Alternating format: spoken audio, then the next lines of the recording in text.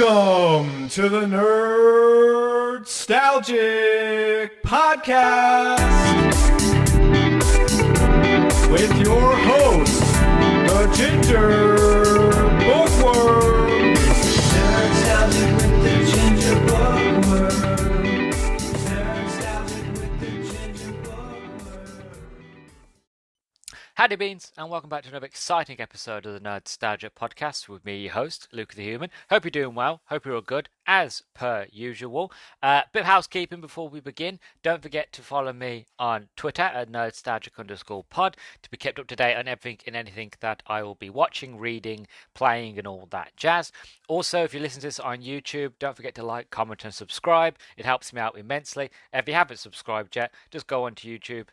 Type in the Nerdstalgic podcast and you'll find me there, and make sure that you click the bell when you do subscribe so you are notified whenever I post a new episode every Sunday on my YouTube channel.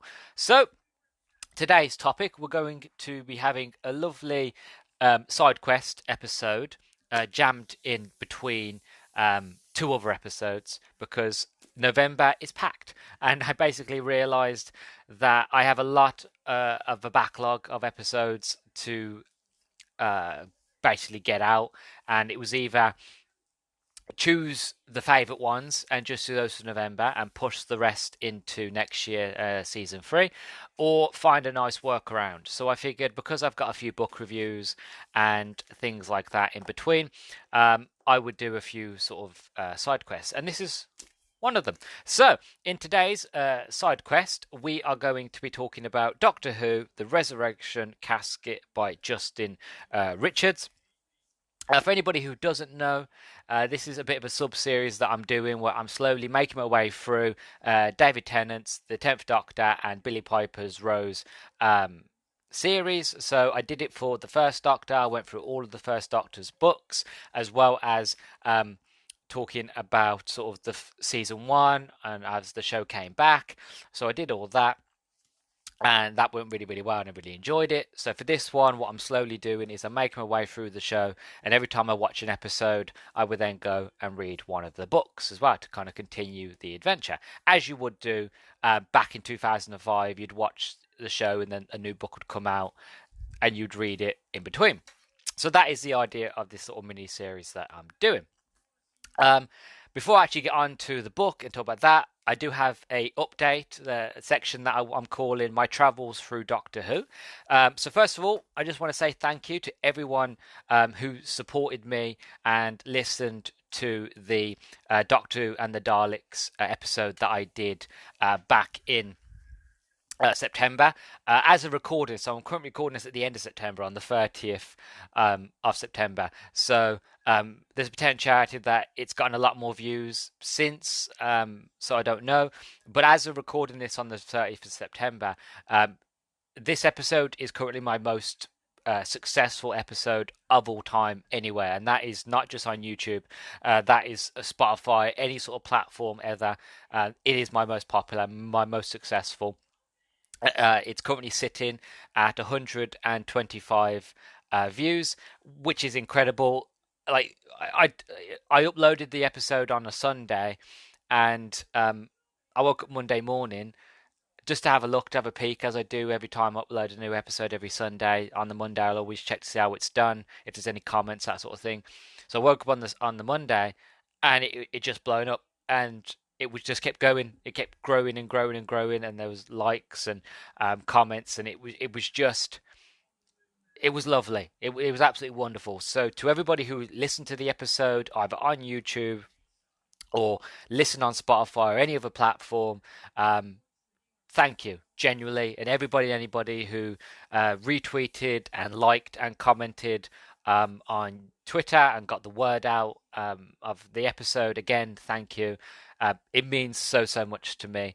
I don't know if, when I release this episode, if I've already released Doctor Who, the Dalek Invasion 2105, I think it's 2115 AD. I don't know if I've released that one yet, but more than likely, knowing how my brain works and because it's Doctor Who, I'll probably release this one first and then I'll probably release that one next. So you've got something to look forward to. So my thoughts and feelings of the next Peter Cushing Doctor Who movie will be coming soon, if not already out.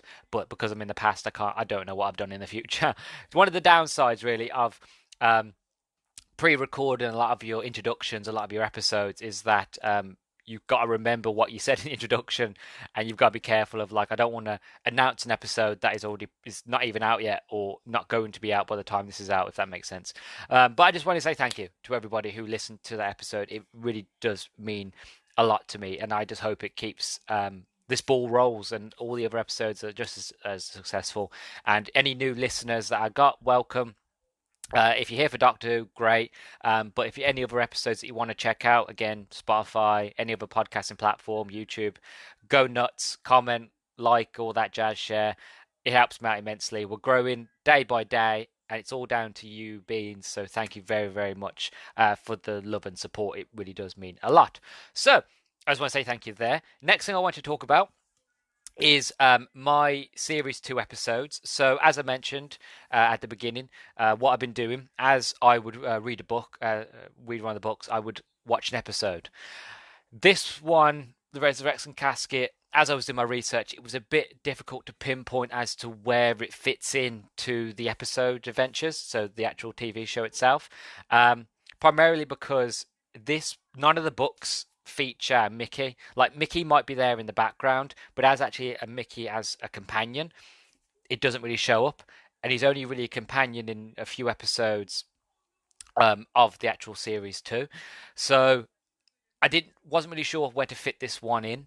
I can't remember if I started reading this after Tooth and Claw, but what I decided to do, instead of, because Mickey was there, it wouldn't really make sense logically in my head, as well as why would they have Mickey as a companion, drop him off, go off and do this adventure, then pick him up. It wouldn't really make sense. The whole sort of again, continuity of how it all works. So what I decided to do, so I watched School Reunion, which is where we see Martha, Sarah Jane. She comes back, which was wonderful to see Sarah Jane again. I miss Sarah Jane so much. And we get the Krillathanes, which I love them. I think they're fascinating, incredible episode. Then we had that. Then we had episode 4, The Girl in the Fireplace, which with Madame de Pompadour. For a long time I used to get it wrong. I used to say it was Marie Antoinette. It's not. It's Madame de Pompadour. But this episode always makes me cry. Wonderful episode. It never fails to get me really emotional. It's one of those that if I ever talk about sort of David Tennant's era, just watch The Girl in the Fireplace. It is moving and powerful, and one of my favourites of sort of the revival series. And then after that, we had the 2-episode special, which was The Rise of the Cybermen and The Age of Steel. This is where we kind of reintroduced to the Cybermen, which is kind of a shame because I wish that Christopher Eccleston's Doctor got a chance to deal with the Cybermen. Like, we got him with the Daleks, which was fantastic, but I would have loved to see him with Cybermen. I think because we did have a little bit, because he looked when he goes to the guy that runs the internet episode where we actually meet the Dalek for the first time. He actually looks at a disembodied head of a old sort of classic version of the Cybermen, and he just looks at him and goes, remembering of an old enemy. I just wish we had a bit more there, but David Tennant does a fantastic job. The 10th Doctor with the Cybermen is absolutely wonderful. In these 2 episodes, the Rise of the Cybermen and the Age of Steel, they're very much Mickey-centered stories. They're in a parallel world. So my thought and feelings was, because Mickey kind of gets involved with the team in School Reunion, I would just watch all the way up to episode 6, which is the Age of Steel, which is sort of the end of Mickey's, not just companionship, but it's the last time we actually see Mickey for a long time, because he's stuck in this parallel world. And once he was gone, I stopped at episode 7, The Idiot's Lantern. I haven't started it yet, and I started my read of the Resurrection Casket. And I think that, even though there's no real continuity, as I say, this is where it fits in. This is where I'm going to continue from. So now I've finished the book. I'm going to go off and I'm going to watch The Idiot Lantern from there. And then one of the difficult parts is, again, as I was doing my research on the other books, we have episode 8, which is The Impossible Planet, which then leads into episode 9, The Satan Pit. Those two are a bit difficult episodes as well because, again, because they're very contained, both episodes, it's hard to tell where the books fit in. And I'm not really sure. So I'm still looking into that one. I'm still doing my research there. But I'll figure it out when I get there. So I'm reading this after The Age of Steel, episode 8, before episode 7, The Idiot's Lantern, just to update anybody there who is also following along at home. If you are, thank you. Let me know how your journey is going. Also, another thing I wanted to mention. So I talked about it in my Doctor Who and the Daleks episode. Basically, to sort of recap, if anybody hasn't listened to the episode, to recap, I haven't really had a lot of experience with the classic Doctors. Haven't got a lot of experience with sort of Hartnell, with Pertwee, with those sort of Doctors. My sort of introduction to Doctor Who was mostly with the classic Doctors. That was obviously Christopher Eccleston, and then I went back, and then it was always Tom Baker. So 1, 2, and 3. I missed those completely, and I really do want to go back and check those episodes out. Sadly, a lot of the episodes for those sort of Doctors, a lot of them are missing and lost, sadly. But the audio is still available. You can still listen to the audios. So I went out and I bought the Doctor Who, The Lost TV Episodes, Collection 1 and 2. So Collection 1 is from 1964 to 1965, and in Collection 1 we have Marco Polo, The Reign of Terror, The Crusade, Galaxy 4, and The Mythmakers. All fantastic stories, a lot of fun, really a lot of fun. And what I love about this collection is when you get to the end of the collection, they go back and they talk to any of the companions or cast that are still alive, and they talk about and they reminisce their memories of shooting these episodes and what it was like Doctor Who during the 60s, during sort of the first few years of actually running and filming the show, which is incredibly fascinating. There's a lot I didn't know, and I really like Hartnell's version of the Doctor, how it's very different. So I really like it for that. And also, again, to be able to re-experience these episodes that we missed, again, like Marco Polo, like Reign of Terror, The Crusade, Galaxy 4, Mythmakers, and the like, they're all lost. So to still have a way of experiencing them was quite wonderful. I quite like Marco Polo. A lot of fun. Now when I finally managed to sit down and listen to it all instead of having snippets, it's a very historical. I loved how they took the idea of having Marco Polo narrate as if he was narrating in a diary his adventures with the Doctor and that sort of thing. So that was quite interesting. I really liked Galaxy 4. That was quite fascinating. The Mythmakers was good as well. That deals with Troy and the Trojan horse and all that. Very interesting, very fascinating. So I really like that. Currently, I'm halfway through, about 50% of the way through listening to Collection 2. Collection 2, you have the Mission to the Unknown, the Daleks Master Plan, the Masquerade, the Celestial Toymaker, and the Savages. I've finished the Mission to the Unknown. I've finished the Daleks Master Plan, which I'll be honest, I didn't much like that episode. And I'm currently listening to The Massacre. One of the reasons why I wanted to get both these collections, and it wasn't just for the fact of wanting to experience sort of the classic Doctor episodes that are now missing, but also primarily for Collection 2, the Celestial Toymaker. Now, those episodes, again, are mostly all lost, and I did look, I thought, well, maybe if I could find the book, I could read the book. The book is very expensive because they're collectors. The old Virgin, the Virgin collections are all. Is it Virgin or Target collections? One of those. Very hard to find, and it's a bit of a collectible. And if you can find it, it's not cheap at all. So this is my next best thing. But the other reason I wanted to check out the Celestial Toymaker is because he's making a comeback in the 60th anniversary specials this November. So I wanted to experience his character and his adventures with the Doctor as much as I can to prepare myself for the 60th. So I can't wait to start that one. That is after the massacre, so I can't wait to jump on to that one as well. They go forth, and then you have the Collection 3, which has bits of the First Doctor and the Second Doctor. Collection 4, which is all of the Second Doctor. Collection 5, all the Second Doctor again. Collection 6, oddly, goes back to the First Doctor. So I am going to make my way through these collections, and hopefully, when the big collection box sets come out and they're a bit cheaper, I will jump onto those as well. But I want to watch the animated versions of these episodes, because a lot of these last episodes have been turned into animated films or animated sort of shows, shall we say. So I would like to buy those and watch the animated version of these shows as well, instead of just listening to them. So I've got a lot planned in terms of classic Doctor Who.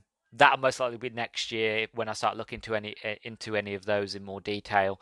But if you are looking forward to more Doctor Who, especially the classic stuff, I am doing my research. I am listening to the last episodes, and I'm hopefully going to try and get my way into experiencing a lot more of these older Doctors. Hopefully, starting as much as I can anyway, as much as I'm available, to start with the First Doctor and sort of make my way through all the way up to Sylvester McCoy, and then Paul McGann, and then Christopher Eccleston, and so on. So that is what I'm doing in terms of my research. Also, what I just wanted to slide it in here quickly, because I don't know when I'm going to get a chance to do this again.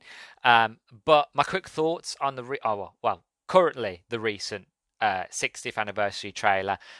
There's potentiality by the time I release this, I've already seen because this will come out in November. I've already either seen the new 60th anniversary episodes, whichever have, lucky me, in the future, or there's potentiality that this will come out before then. And if I'm clever, I would more so likely to kind of ride that wave. I'll either pull it before or during, so I could ride that Doctor Who wave, so the episodes are a lot more successful. Because you've got to ride that wave, But my quick thoughts on the recent 60th anniversary trailer are as follows. I loved it. Absolutely enjoyed it. I watched it 3 times and I cried my eyes out each time. Primarily, it started when Dinah is talking to the 14th Doctor, David Tennant, and she basically goes, this thing that comes made the TARDIS run away. And the Doctor's like, yeah. And she's like, well, let's go kick its ass. And I'm like, yes, Donna's back. I love it. And I start to cry again. I was in tears, but there was so much love and there's so much passion that has gone into this. I can't believe what Rusty Davies is able to do. It feels so high budget. It feels like James Bond. You know what I mean? It just feels next level. It feels like a movie. Like if you was to make another Doctor Who film, this would be what you'd expect it to be like. You know what I mean? So I'm really, really excited. Neil Patrick Harris as the Celestial Toymaker. I always knew he was the Celestial Toymaker. It was just obvious, having all the hints there and all the Easter eggs. It was obvious of who he was, but it was officially announced after the trailer dropped who he was going to be playing, what we all knew. Also, Miriam Margolyes was announced as playing Beep the Meep, which is so good. I love Beep. I love Beep the Meep. I love him so much. And if they don't release a Beep the Meep plushie, I am going to riot at dawn.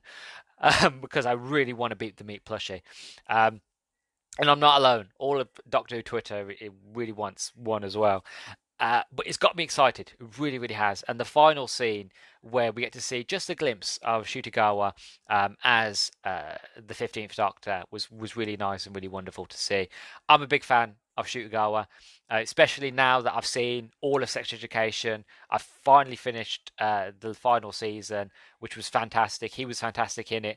And it's got me really excited to not just see how he plays the Doctor, but also just to see his career grow. I haven't seen Barbie yet, but I've been told he's pretty good in Barbie.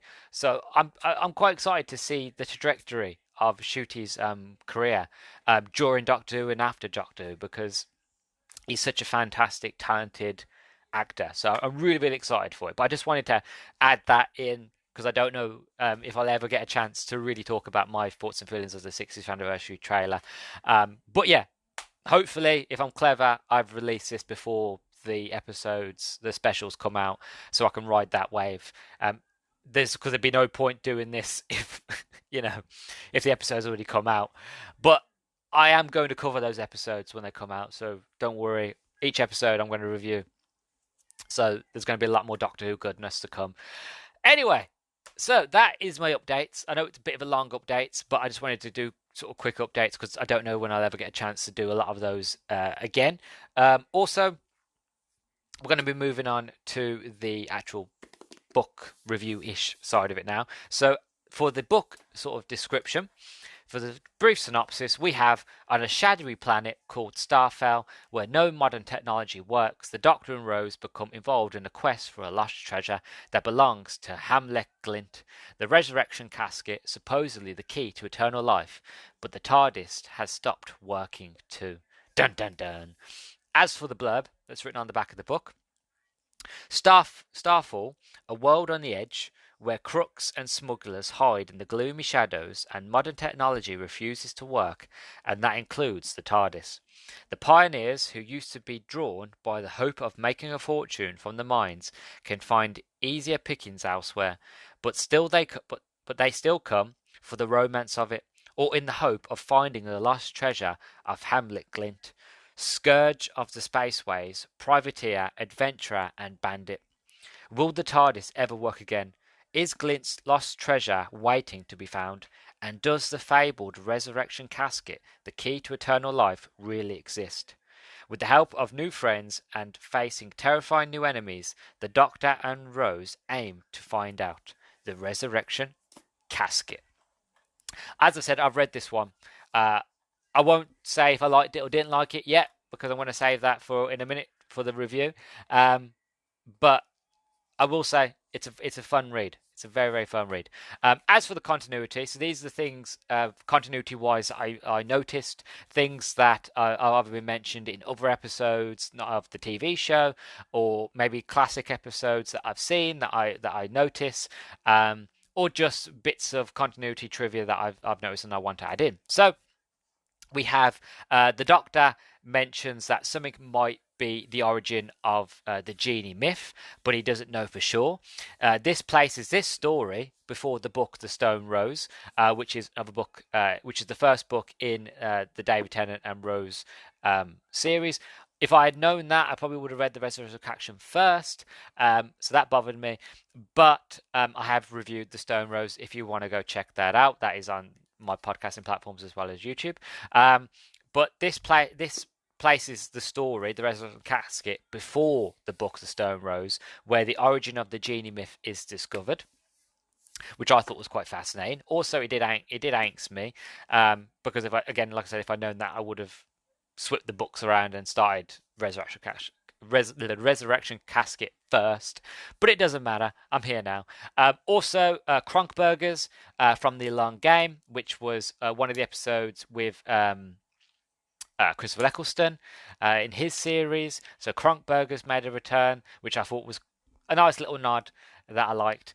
Also, a banana from The Doctor Dances and The Girl in the Fireplace make an appearance, because the Doctor likes to have bananas in his pockets. I don't know why, but it's just something that he likes to do. So obviously The Doctor Dances was another one of the Ninth Doctor, Christopher Eccleston's episodes, and obviously The Girl in the Fireplace was one of David Tennant's. So that's what makes me say this took place after those, because again, the banana in the pocket thing.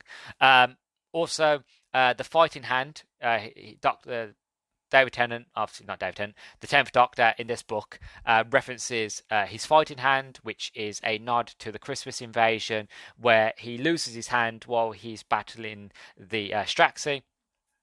And his new one grows, and he goes, "This is a fighting hand." I just wanted to mention that here. Also, another thing, sort of a bit of a reference to pop culture. It will become more evident when I get around to actually doing the review. But this story is a loosely based sort of science fiction adaptation of Robert Louis Steven's 1883 novel Treasure Island, with the Doctor taking the role of Dr. Livesley, and Rose sharing the Jim Hawkins part with a young boy named Jim. I haven't read Robert Louis Stevenson' book Treasure Island, but I have watched the Muppets Treasure Island. I've seen the classic black and white Treasure Island, and I've seen Treasure Planet from Disney. Treasure Planet being my favorite, of course. And um, so I just wanted to mention that because this book does pay very closely to Treasure Island, which again I'll go into more details in that actual review, but I wanted to mention it here in the introduction. But that is all she wrote for the intro. I have come to the end of my notes, and to be honest, I've been talking for almost 25 minutes now. So I think without further ado, enough waffling off me. Time to get into review. So let's get into it, shall we? The Resurrection Casket by Justin Richards.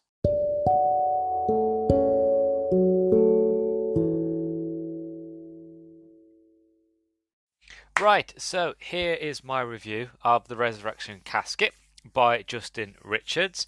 I finished this book yesterday. It took me longer to finish this than I had liked. Been really, really busy of September, not just with the pod, but with other things as well. So it took me a while to get through it, but I absolutely adored this book. I enjoyed it so much. One thing that I loved about it the most is that I was born. Again, this is going to probably make no sense until it does make sense. But I was born in 1998. So growing up, I was privy to two of the best Disney movies, modern Disney movies, should I say, ever made. And that they don't get as much love and appreciation as they deserve. Those being Lost City of Atlantis and Treasure Planet. Specifically for this book, Treasure Planet. Like I said, I have not read Louis Stevens' book, but I have seen like the Muppets. I have seen the original black and white version. I've also seen Treasure Planet, and if I could say anything that this book is like, this is basically Treasure Planet mixed with steampunk, mixed with Robert Louis Stevens' Treasure Island. That is what this book is. It pays homage to it perfectly. Um, Basically, the premise of this story is that the Doctor and Rose are in the TARDIS. They're flying through the time vortex, and they hit a wave. They hit like a huge sort of EMP, best way to explain it, and it knocks them off course. It knocks them out of the time vortex, and they land in Starfall. Sorry. When they get there, they basically realise that once they leave the TARDIS, because there's no power, the TARDIS locks the door, so they can't even get back into the TARDIS if they want to, and they're stuck. And they're in this little sort of town, kind of like town on the sea, but it's not in the sea because they're in space. It's hard to explain, but they're in this little place that there's no technology. There is nothing. It's very much back to basics, rural, anything that you would imagine what it would look like in Pirates of the Caribbean. Tortuga, or the docks of London during that time, that sort of thing. And basically everything is run off steam. Everything is very steampunky. All the technology is run off water and steam because they have this thing that's called the Zeg, which is at the center of this little galaxy, and every now and then it's pulsing out huge waves of EMP, and that just knocks out any electronics and communications, so that any ships that fly into the Zeg basically shut down, start working, and people drift and find their way to Starfall. And most people that are stuck here then just become miners, so they can make enough money to get a steamship to take them off all the way to the other end of this galaxy, to out of reach of the Zeg, so they can leave and get technology back. And some of them are in their mines for the rest of their life, and then some of them become pirates or pirateers, and then some of them are there to go and find the treasure of Heimlich Glint. So very much it sets up this idea of a sort of adventure sort of book. Book is primarily all just about adventure, really. It takes it away from the horrorish sort of side of the Feast of the Drowned in the last book that I read. This one is just pure adventure with twists and turns and swashbuckling and pirates and everything that I really love and want from not just a Doctor Who book, but just from a book in general. I want adventure, I want escapism, and this book gives you it in spades. really, or should I say buckets? Because pirates digging. Yeah. Anyway, terrible joke. Moving on. Like I said, I really really enjoyed this one. The characters are fun. They were interesting. There was lots of twists and turns, and usually I'm quite good at noticing twists in stories. I've read so many books now that whenever I get into a book, if there's a twist, I'm usually halfway before that even twist is revealed, piecing together things in my mind, being like, oh, it could be this person. Well, it could be that person because I read this and I read that part, and it would seem like it was this person. And usually, not all the time, but I would say nine, about 8, 7 times out of 10, I can usually crack the twist before it happens. And I'm still sort of shocked by the twist. I'm still like, oh, but it's more just the fact of, instead of being like, oh, I didn't know that, it was more the fact of, oh, I knew it. I knew it. It was obvious. But with this book got me. It really got me. I didn't see the twist coming until it happened, and I did. I paused and I went back and I reread it. I was like, oh, wow, okay, that makes sense. I like that one. Because the whole, without going into real spoilers, the whole sort of a mystery and adventure of this story is the fact of the Doctor is stuck in Starfell with Rose. They're trying to get the TARDIS outside of this Zeg, outside of the EMP waves, so that they can get the TARDIS back up and running and leave. As the Doctor does, he has found himself sort of caught up in a mystery, in an adventure, and in a way it's like a means to an end. His idea is, well, I can get the TARDIS, if I can try to help solve this mystery, I can fool somebody into putting the TARDIS on their ship so I can get it outside the radius of the Zeg, and then we can leave. But the Doctor, being the Doctor and being inquisitive as he is, basically goes, oh, well, while we're here, I might as well try to solve this mystery and maybe even explore some pirate treasure, you know. And Rose is very much the fact of, okay, fine, yeah, let's do it. She's like, okay, I'll follow you. I want to leave, but okay. And it is very swashbuckling. We meet this versions of John Silver. We meet this versions of Jim Hawkins, in the character's name is Jim, and his uncle Bob. We meet a guy called Kevin, who is the best way to explain him, he's a trans-dimensional monster, but he's not a monster, but he is. But he doesn't like to be called a monster. He's a Kevin, and he's highly sophisticated. Basically, he is what he is, but he doesn't want to be. So he's like very well educated, very much the fact of, like, if he's sent to kill somebody, he's like, I do apologize for this. I really am. I don't hold any quarrel with you at all. I do apologize. And then he kills them because he has to. We have the sort of common idea behind the black spot, or the black shadow as they call it in this. Anybody who doesn't know their pirate law, that if a pirate would put the black spot onto you, it means that you are condemned to death, and that you are going to die soon. And again, me being a big fan of pirates, I was like, oh, love it, great. And that's where Kevin comes into it. And there's many times where the black spot gets put on the Doctor, and Kevin comes, and he's like, you again, God's sake, all right, I do apologise for this. And the Doctor's like, no, it's fine. And then the Doctor runs off, and they have their own little banter as they're running. And the Doctor tries to squirm his way out of it. Many times in this, like, we all know David Tennant loves to run. His Doctor is just famous for it. He's like the Tom Cruise of running, really, in the Doctor Who universe. David Tennant is. And he runs majority of this book back and forth, running away from Kevin, running away from other pirates, running towards pirates, running from danger, running to danger. There's a lot of running. It's very active in the story, and there's a lot of times Rose is just sitting there going, I'm just going to wait here, you know. But it's a lot of fun. It's very much an adventure story.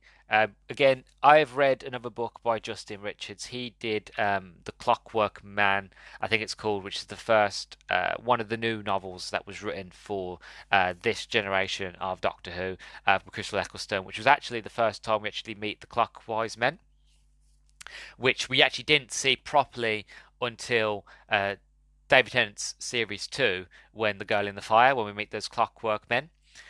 That was actually the first time we see them in that book, and Justin Richards kind of introduced them. Which, again, I love that bit of trivia there. But he is a fantastic writer, Justin Richards. I've listened to other things by him in Big Finish, and I think I've got other books that I've read on audiobook by him as well. He's a fantastic author. He did a fantastic job here. Um, yeah, my overall sort of thoughts and feelings on this book, because again, it's only going to be a short review because not well, mostly because the introduction was really, really long, but also the fact of, unlike Feast of the Damned, where there was a lot of detail and there was a lot going on, in this one, it's more just the fact of, if you've read Treasure Planet, or I mean, sorry, should I say, if you've watched Treasure Planet, or if you've read Treasure Island, or seen any of the adaptations or the original movie, if you've seen any of them, you basically know the story here. The only difference is that it's changed. Bits where like it's in space instead of obviously on Earth, which is kind of a bit like Treasure Planet as well. Obviously, you have the big treasure at the end, and there's a twist there. Like that idea behind the treasure is very much changed from the original story and adaptations. Also, you have the Resurrection Casket as well, which obviously wasn't in the original ones. That one's really, really fascinating, the Resurrection Casket, when I'm trying to figure out what it is and what it does. And there are many moments in this story where the Doctor is kind of put up against the wall, and you have basically one character called McCavity. He's very much adamant the fact of he's trying to force the Doctor to use the the Resurrection Casket. God, my dyslexia is kicking in with that word. The Resurrection Casket. He's trying to make the Doctor use it, and the Doctor refuses to use it. Because the Doctor knows what that casket does, and he's like, look, don't open it because you're not going to like what you see, and it doesn't do what you think it does. I'm trying to be purposely vague because obviously I don't want to spoil the story. But he's very much not taking it. He's like, no, open it now. I'm going to put the black shadow on you. And he puts the black shadow on the Doctor because the Doctor doesn't do it. And again, he gets chased off by Kevin.